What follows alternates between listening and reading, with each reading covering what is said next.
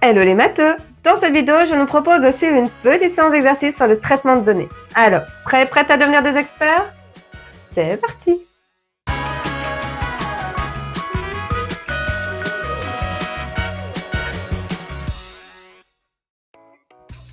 Bienvenue dans cette nouvelle vidéo de Math Expert. Aujourd'hui, je nous propose une séance d'exercice sur le traitement de données. Et tu peux la suivre de deux façons différentes, à toi de voir ce que tu préfères. Soit tu peux te rendre dans la description de cette vidéo pour télécharger la feuille d'exercice. Réalise-les à ton aise et dès que tu as fini, tu peux revenir voir la suite de cette vidéo pour écouter la correction détaillée de chaque exercice.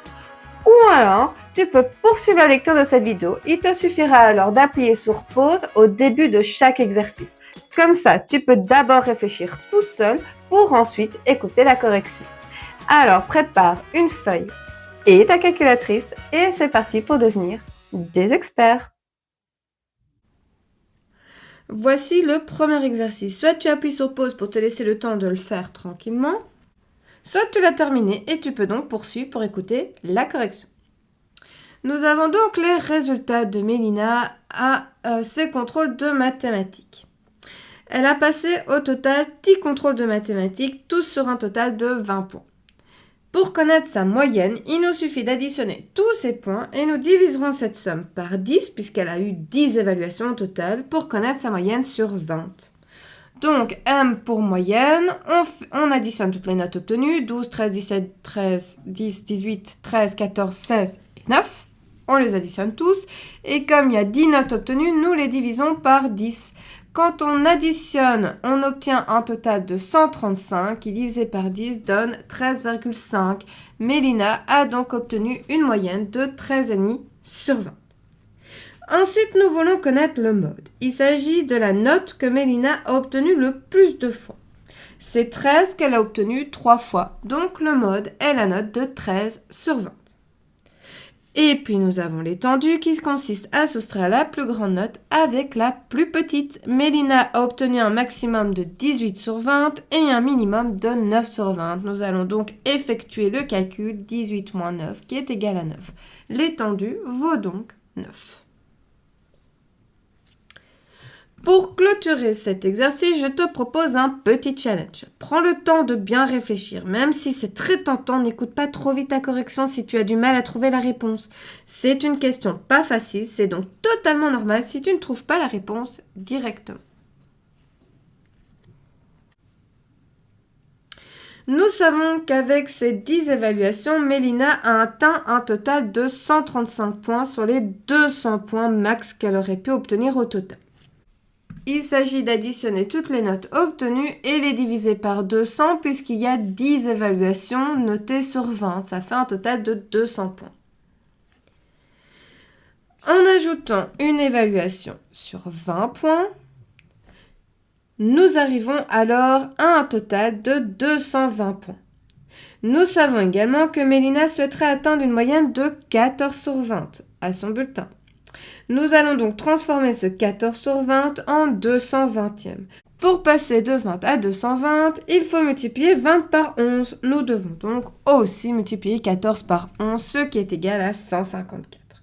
Mélina a donc 135 points et elle doit atteindre un total de 150 points pour obtenir une moyenne de 14 sur 20. Que manque-t-il à 135 pour atteindre 154 ? 19 points. Mélina doit donc obtenir la note de 19 sur 20 pour obtenir la moyenne de 14 sur 20. Passons au deuxième exercice. Alors à nouveau, soit tu découvres l'exercice, appuie donc sur pause pour te laisser le temps de le faire tranquillement, soit tu l'as déjà réalisé, tu peux donc poursuivre la lecture de cette vidéo pour entendre la correction. Ici, nous souhaitons connaître la moyenne de Maxime pour son cours de français. Mais cette fois-ci, toutes les évaluations ne sont pas sur un même total. Nous allons donc devoir additionner tous les points obtenus par Maxime que nous allons ensuite diviser par la somme de tous les totaux, c'est-à-dire la somme de tous les points maximum que Maxime aurait pu avoir.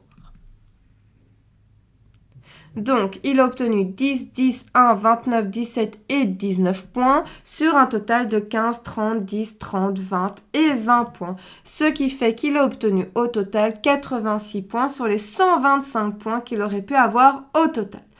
Ce 86 sur 125, nous allons donc le transformer sur 100 pour avoir son pourcentage. Passe par l'étape intermédiaire sur 1 pour ensuite sur 100. Pour passer de 125 à 1, il suffit de diviser 125 par 125. Et pour passer de 1 à 100, il suffit de multiplier 1 par 100. On fait la même chose au-dessus. 86 divisé par 125, c'est égal à 0,688 fois 100, 68,8. Maxime a donc une moyenne de 68,8% en français. Alors, comment ça se passe pour toi jusqu'à présent? N'hésite pas à partager tes impressions en commentaire. Ensemble, on se soutient et on s'encourage. Il nous reste encore un exercice à réaliser, un exercice synthèse, puisqu'il reprend tout le vocabulaire de base du traitement de données. Soit tu es prêt ou prête à entendre la correction, soit tu peux appuyer sur pause pour te laisser le temps de répondre à ces 3 premières questions. Nous avons donc mené une enquête auprès des élèves d'une classe de 3e secondaire et nous leur avons posé la question « Combien d'animaux avez-vous à la maison ?» Et nous avons répertorié toutes les réponses que nous avons obtenues dans un tableau. Première question, quel est l'échantillon de notre étude? L'échantillon correspond à qui avons-nous interrogé? Dans cette étude, nous avons interrogé des élèves d'une classe de 3e secondaire. Le caractère correspond à ce qui nous intéresse sur notre étude. Sur quoi les avons-nous interrogés? Dans cette étude, le caractère correspond au nombre d'animaux à la maison. Quelles sont les modalités? C'est-à-dire toutes les réponses obtenues à notre question, ce sont 0, 1, 2, 3 ou 4 animaux à la maison. Voici les 4 questions suivantes, toujours sur la même enquête. Soit tu appuies sur pause pour te laisser le temps d'y répondre, soit tu as déjà les réponses et nous pouvons poursuivre la correction. Alors, s'agit-il d'une étude quantitative ou qualitative? Il s'agit d'une étude quantitative puisque les réponses obtenues, 0, 1, 2, 3 ou 4 animaux, sont des nombres. Que vaut l'effectif total? Un effectif correspond au nombre de fois qu'une réponse a été obtenue. Par exemple, 5 personnes ont déclaré n'avoir aucun animal de compagnie, donc 5 est l'effectif de 0. Pour obtenir l'effectif total, nous allons donc additionner tous les effectifs. 5 plus 10 plus 6 plus 3 plus 1 qui est égal à 25, donc l'effectif total vaut 25. Ce qui nous permet du coup de savoir aussi que nous avons interrogé 25 personnes au total. Quel est le mode? Le mode est la réponse ayant le plus grand effectif, c'est-à-dire la réponse obtenue le plus de fois. 10 personnes ont déclaré avoir un seul animal à la maison, donc 1 est le mode.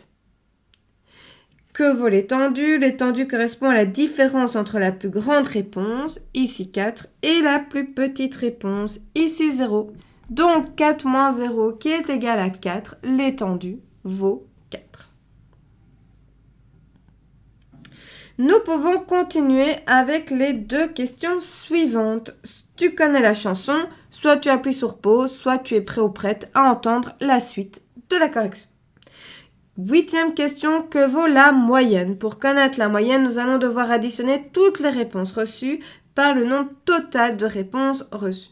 Nous avons obtenu 5 fois la réponse 0 animal. Donc, 0 plus 0 plus 0 plus 0 plus 0 est égal à 0. Nous avons obtenu 10 fois la réponse 1 animal, donc 10. 6 fois 2 animaux, 12. 3 fois 3 animaux, 9. 3 plus 3 plus 3. Et 1 fois 4, 4. Que nous divisons par 25, notre effectif total. Donc, nous effectuons la division 35 divisé par 25 qui est égal à 1,4. La moyenne s'élève à 1,4. Pour connaître la fréquence de personnes ayant plus de 2 animaux à la maison, nous avons besoin de 2 choses. Le nombre de personnes ayant plus de 2 animaux et le nombre total de personnes. Alors, plus de 2 animaux signifie avoir minimum 2 animaux, mais 2 non compris. Nous allons donc compter toutes les personnes qui ont au moins 3 animaux, donc 3 ou 4 animaux à la maison. 3 personnes ont 3 animaux et une personne a 4 animaux, donc 3 plus 1 est égal à 4. Donc 4 personnes ont plus de 2 animaux chez eux. Et le nombre total, 25, c'est notre effectif total.